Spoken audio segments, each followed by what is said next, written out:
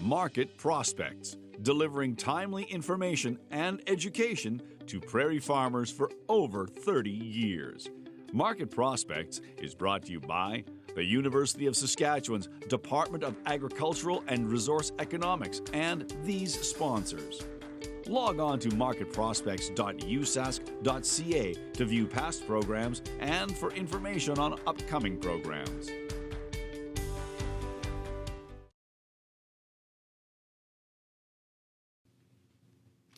Research has been a guiding pillar to expanding Saskatchewan's agriculture industry. This week on Market Prospects, we focus on the contributions made by the University of Saskatchewan Crop Development Centre to prairie agriculture. Joining us is Dr. Kofi Agblor, Managing Director with the Crop Development Centre at the U of S. Great to have you on Farmgate. Thank you for having me, Bob. Okay, right off the top then, please give us a brief overview of the Crop Development Centre, its mandate, its partnerships, and what it does, I guess. The mandate of the Crop Development Center is to improve economic returns for our farmers and the ag industry on the prairies. And we do that by improving the existing crop kinds, by trying to create new value for some of the traditional crops and also to develop new crops. In terms of the partnerships, they are at the heart of what we do. The CDC in its 45 years has had to work with government agencies, private sector, companies and organizations, and producer associations. Over 60% of our funding in terms of the research we do, total research, is coming from sources other than the government. In terms of focus, the short story for that is we develop varieties that provide economic value to producers, as well as benefits to the consumer and end users. Now, there's been many successes. What are some of the notable ones with the Crop Development Centre? Well, you can start off, recently announced was food grade in canary seed, where we've taken a bird food and hopefully we'll turn it into a human food. Barley, you heard about Harrington, over 30 years was grown in 60 million acres. Our barley varieties are still doing fairly well in the marketplace.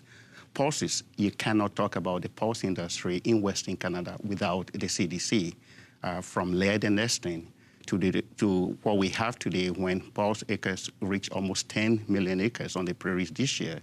And they have most of the acres are seeded to varieties from the CDC. Lentil alone last year was exported at $2.5 billion, and all those varieties are from the CDC. In wheat, we have teal. CDC teal was released in 1991 and set a standard in quality.